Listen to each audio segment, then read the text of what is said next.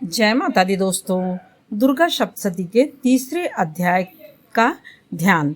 ओम उद्भान सहस्त्र कांति कांतिम अरुणम क्षौमाम शिरोमालिकाम रक्तलिप्त पयोधराम जपौटीम विद्याम भीतिम वराम हस्ताब्जैर्दत्तिम त्रिनेत्र बिलसत कर्तारम अरविंदश्रियम देवीम बंध हिमांशु रत्नमुक्ताम वंदे अरविंद स्थिताम। अब दुर्गा माता का ध्यान के श्लोक का अर्थ है। जगदम्बिका के श्री अंगों की शोभा सहस्त्रों उदित होते हुए सूर्यों के तुल्य है। उनकी रक्तवर्ण की साड़ी के साथ गले में मुंडमाला सुशोभित हो रही है। दोनों स्तन उनके रक्त चंदन अर्चित हैं। उनके कर कमलों में जपमाला, विद्या, अभय तथा वर नामक ये 4 मुद्राएं शोभा पा रही हैं। उनके मुख कमल त्रिनेत्रों से युक्त होकर शोभायमान हो रहे हैं। मस्तक पर रत्न जड़ित मुकुट के साथ ही चंद्रमा भी विराजमान है। वे स्वयं कमलासन पर आसीन है। ऐसी देवी को मैं भक्ति युक्त चित्त से नमस्कार करता हूँ। ऋषि ने कहा, इस प्रकार दानवी सेना का संहार होता देखकर सेनापति चिक्षुर क्रोधित होकर अंबिका देवी से युद्ध करने के लिए उनके सम्मुख आया। सुमेर पर्वत के शिखर पर होने वाली मेघों की वर्षा की भांति वह दानव देवी पर अपने बाणों की वर्षा करने लगा। तत्पश्चात देवी ने अपने बाणों से उसके बाण समूहों को अनायास ही नष्ट करके उसके सारथी और रथ के घोड़ों को मार डाला।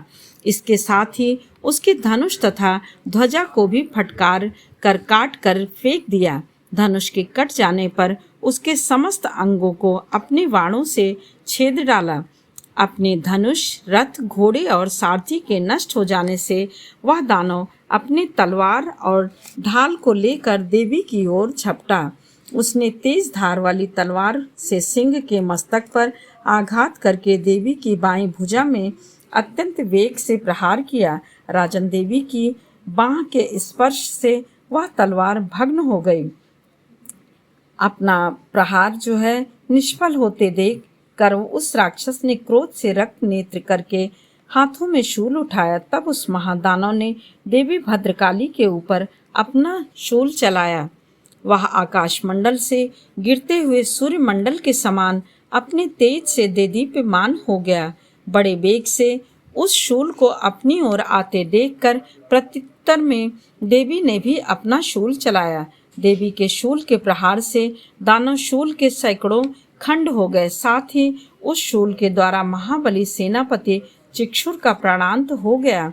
महिषासुर के महावीर सेना नायक चिक्षुर के वधूपरांत देवताओं को कष्ट देने वाला चामर नामक राक्षस हाथी पर सवार होकर लड़ने के लिए आया। उसने आते ही देवी पर शक्ति का आघात किया, परंतु जगदम्बिका ने उसे केवल हुंकार मात्र से ही घायल एवं निष्प्रभ करके तक्षण भूमि पर सुला दिया। अपनी खंडित शक्ति को देखकर चामर परम कुपित हुआ। क्रोध में भरकर उसने शूल का वार किया, किंतु देवी ने उस शूल को अपने बाणों द्वारा काट गिराया। इतने में अवसर पाकर देवी का सिंह हाथी के मस्तक पर उछल पड़ा और दानव के साथ बाह्य युद्ध करने में उद्यत हुआ। वे दोनों लड़ते लड़ते हाथी से भूमि पर उतर आए और अत्यंत क्रोधित होकर परस्पर प्रचंड प्रहार करते हुए लड़ने लगे। तत्पश्चात देवी का सिंह आकाश की ओर प्रबल वेग से उछल पड़ा और गिरते समय अपने पैनी पंजों के प्रहार से चामर दैत्य का सिर धड़ से अलग कर दिया। इसी प्रकार उदग्र दैत्य पत्थरों और वृक्षों की चोट खाकर रण स्थल में देवी के हाथों मारा गया और कराल नामक राक्षस भी दांतों, घूंसों एवं थप्पड़ों की मार से भूमि पर गिर पड़ा।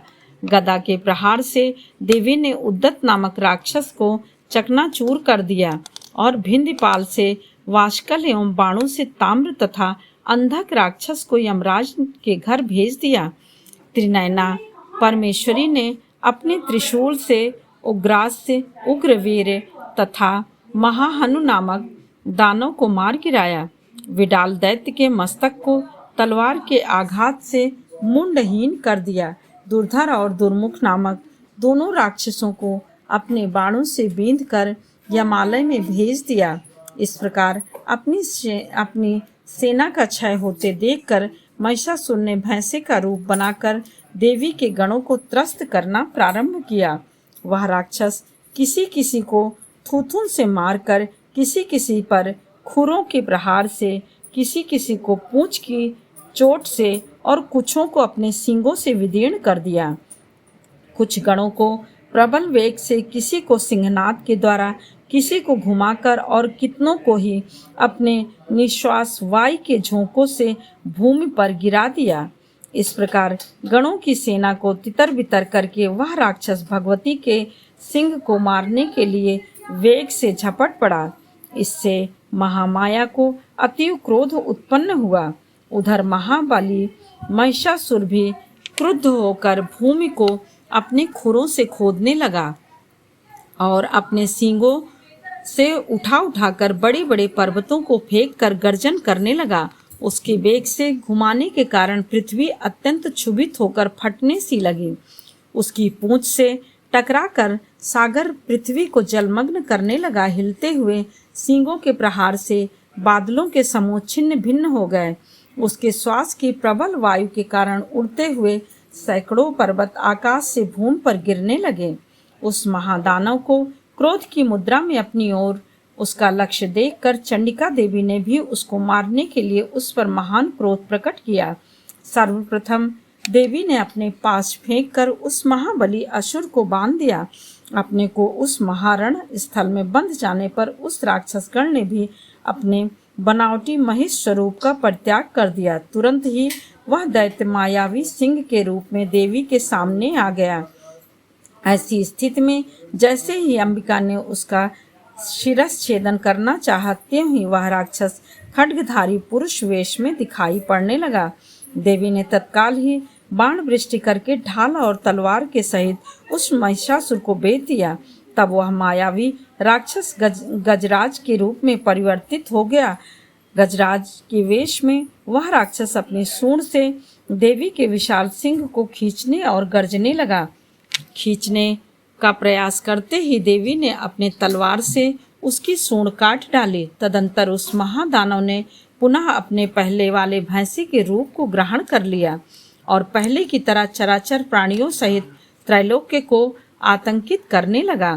तत्पश्चात जगत जननी चंडिका भवानी बारंबार उत्तम मधुपान करते हुए आंखें लाल करके हंसने लगे।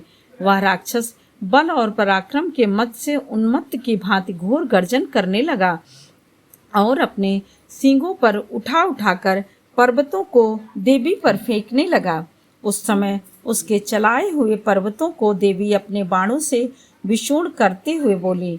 मधु के मद से बोलते समय उनका मुख लाल हो रहा था और जीवा लड़खड़ा रही थी। देवी बोली, ओ मूढ़, मैं जब तक मधुपान करती हूँ तब तक तू खूब मनमानी गरज ले। मेरे हाथ से यही तेरी मृत्यु होने पर अब शीघ्र देवगण भी गर्जन करेंगे।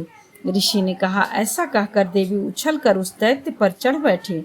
अपने पैरों से उसे दबोच कर देवी ने शूल से उसके कंठस्थल में प्रहार किया। दबाव के शिकंजों में जकड़ा होने पर भी महिषासुर अपने मुख से दूसरे रूप में बाहर होने लगा। अभी वह शरीर के अर्धभाग से ही बाहर निकल सका था कि देवी ने अपने बल से उसे रोक दिया।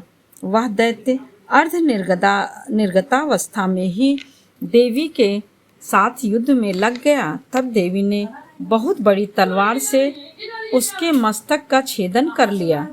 महिषासुर के मरते ही उसकी बची खुची सेना हाहाकार करती हुई भाग खड़ी हुई तथा समस्त देवता अत्यंत आनंदित हुए। देवताओं ने दिव्य महर्षियों के साथ मिलकर भगवती दुर्गा की स्तुति की। गंधर्वराज प्रमुदित होकर गान करने लगे तथा अप्सराएं भी नाचने लगी। जय माता।